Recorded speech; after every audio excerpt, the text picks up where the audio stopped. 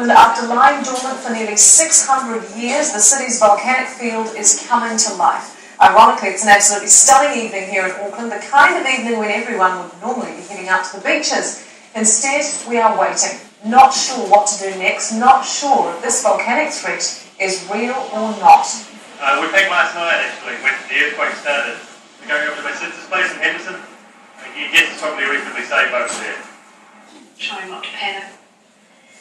But I think this morning I just wanted to wake up and think it was all a bad dream, but unfortunately it's not.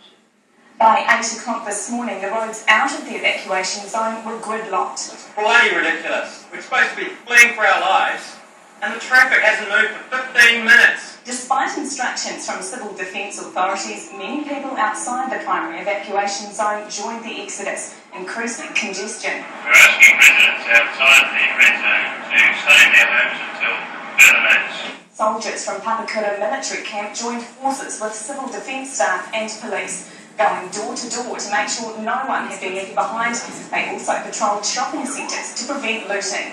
By mid-afternoon, the evacuated suburbs were ghost towns and the normally congested roads were empty.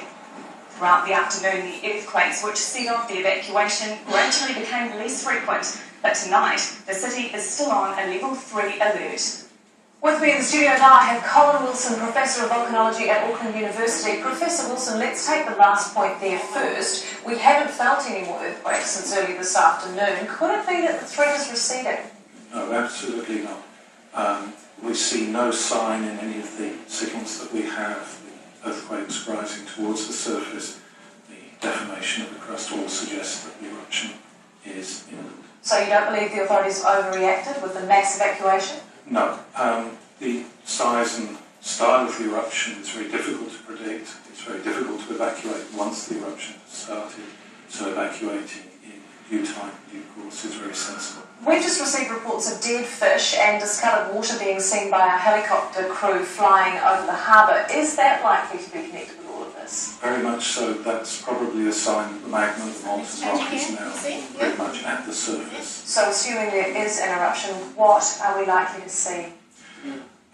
The very first phases can generate what's called a surge, a laterally moving cloud of ash and steam, and that is the biggest risk from the initial part of the eruption. As the magma meets the water, hot rock meets cold water, you get explosive eruptions. Can people escape from them? Like how fast do they travel?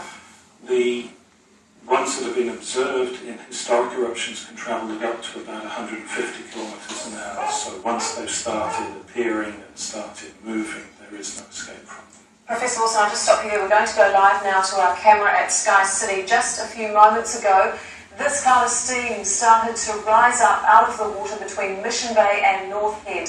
Professor Wilson? The eruption has started.